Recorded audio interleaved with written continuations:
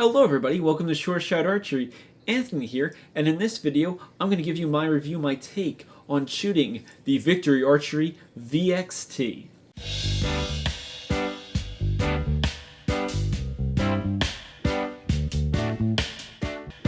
Alright, so before we get started, I want to lay some ground rules down, the thought process kind of I went around testing these arrows. I did test them with X10s because, well, X10s is what I've been shooting. This is not really let's compare VXTs directly to X10s. We're kind of just using the X10s to give us a sense on where the VXTs sit.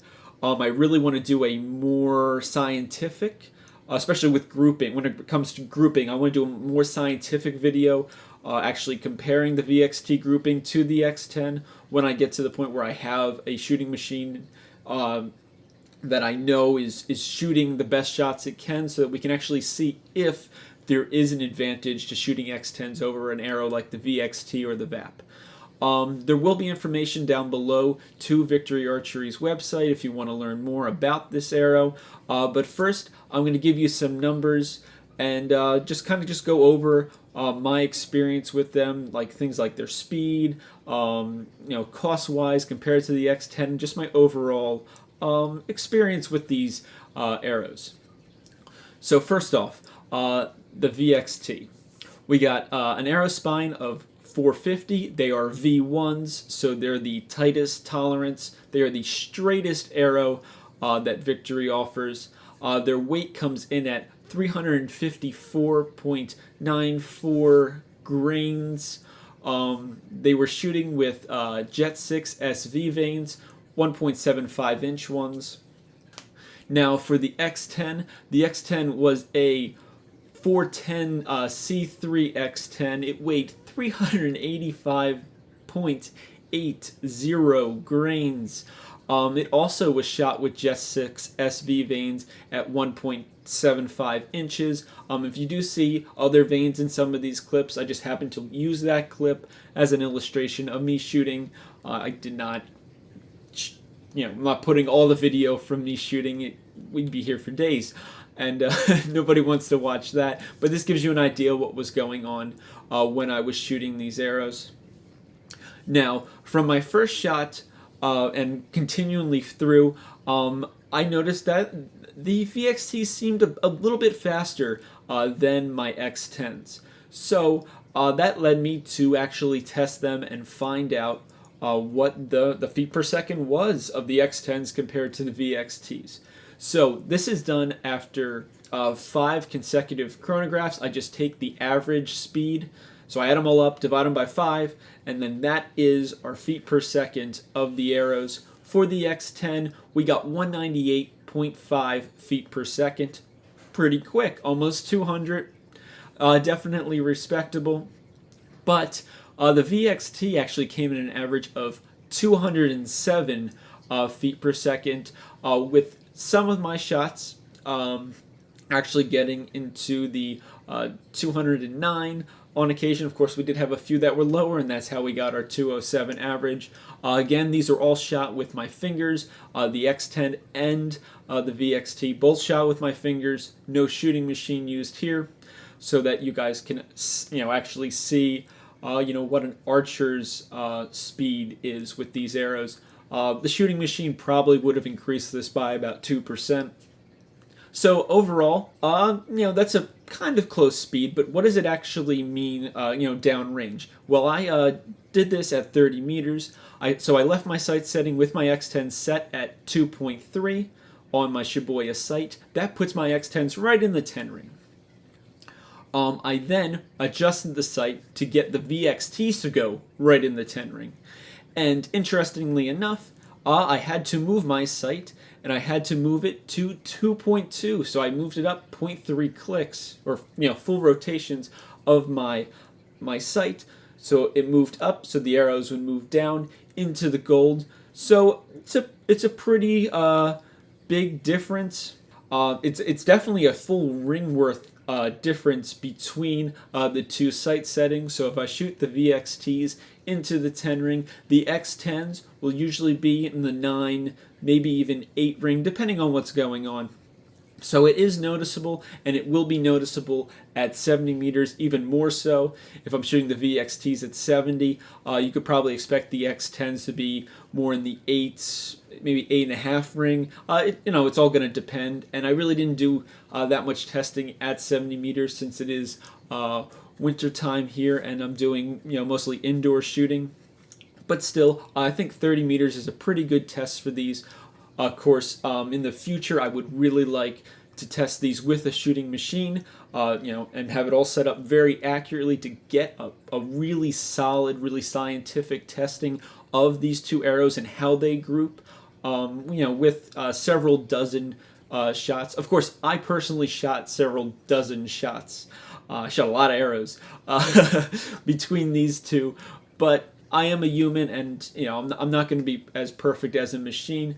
So I'd rather try to take that out in a future video where I directly compare the VXT to the X10. That's why this one, we're kind of just using the X10 as a way to explain or show the performance or lack of performance from the VXT, depending on how you want to look at it.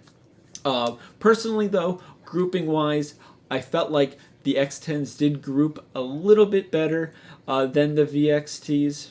My X10s being mostly in, or basically completely in the 9 and 10 ring, with some 8-9 liners and things like that. I did feel like the VXTs had a few more random ones, not anything crazy. I wasn't shooting 5s, but I did feel like on some ends that I would shoot a couple more 8s than I did with the X10s. Of course, it could be me. It could be the fact that I've had about 8 years worth of shooting experience with X10s alone.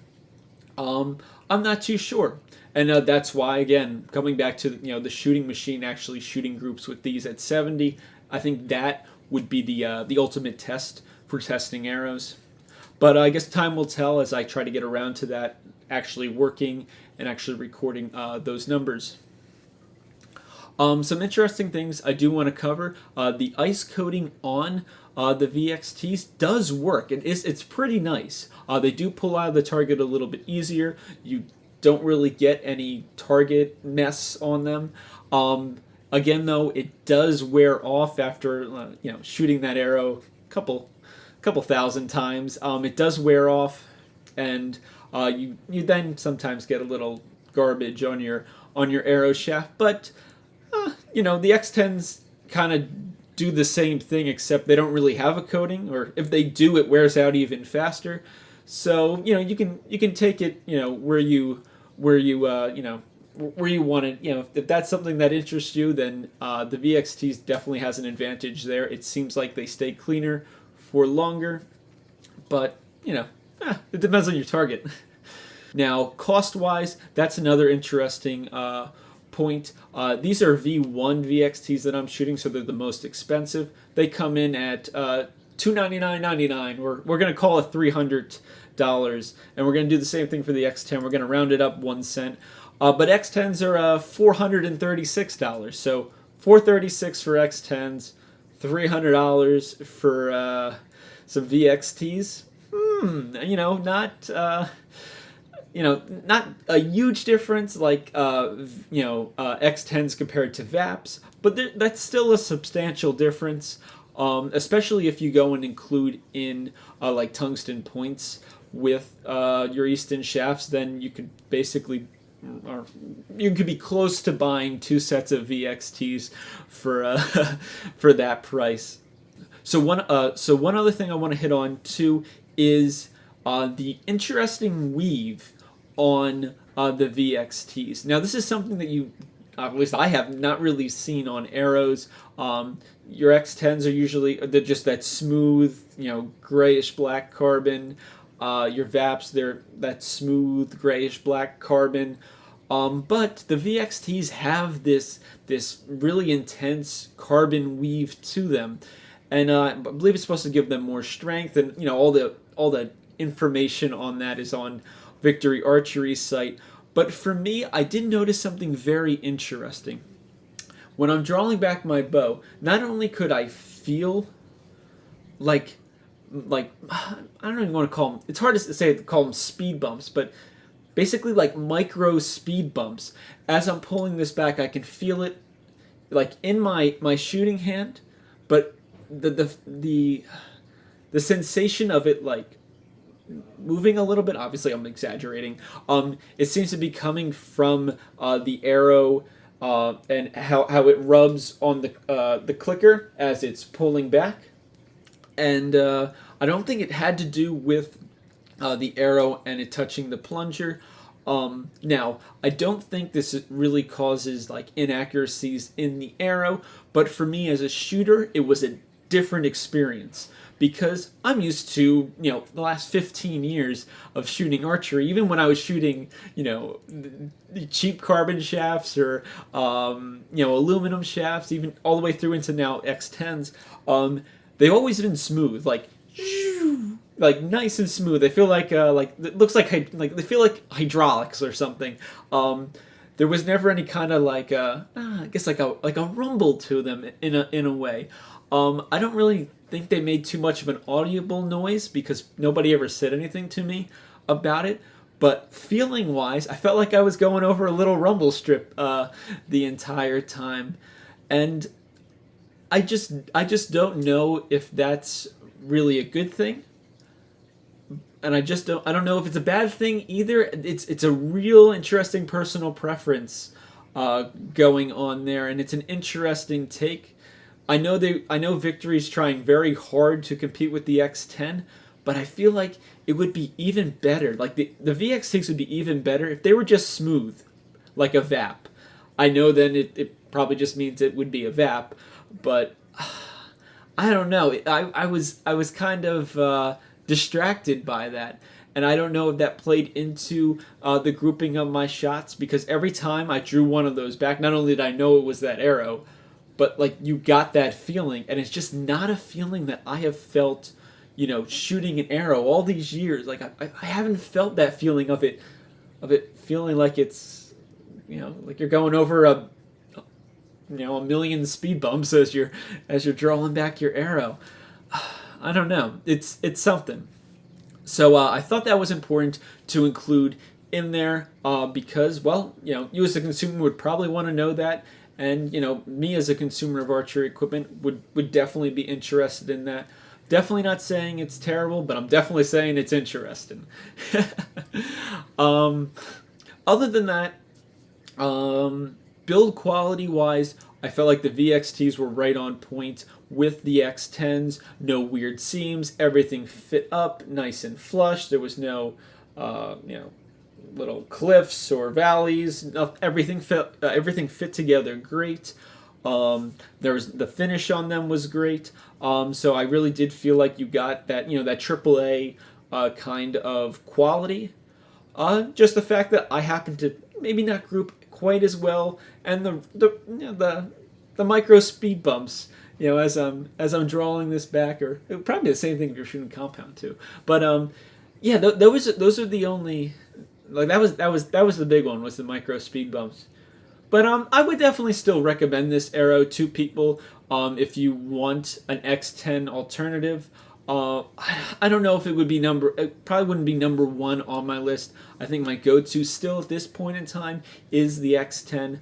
Now, I am going to do more testing and more work on this. I really do want to do a direct comparison, X10 versus VXT, and then, fight and see what actually happens. Run them through the shooting machine and see if we can get some really great group data. But that pretty much wraps up this video. Again, if you want information from Victory, definitely check out Victory Archery's website in the description. I do think it's a good arrow with a lot of potential. It would be interesting to see if there's further development of this arrow shaft into the future, because, the more competition there is for Easton and the X10, not only should it drive down prices for us, but it's also going to cause Easton and other companies to step up their game and produce even higher quality and higher performing equipment, which will help continue to drive the sport forwards, because, talking to people where the sport is now, a lot of people didn't even dream of it happening 20 or 30 years ago. and especially with aero technology. There, a lot of people that have been in this sport for 40 years are just kind of blown away at the things they come up with now. So it would be great to see that continue on, and I think there needs to be I guess you call it an arms race, but a bigger aero race in the high-end target aero market. And I think Victory is starting to put up a contender for that. I think it just needs some extra development. In my humble opinion.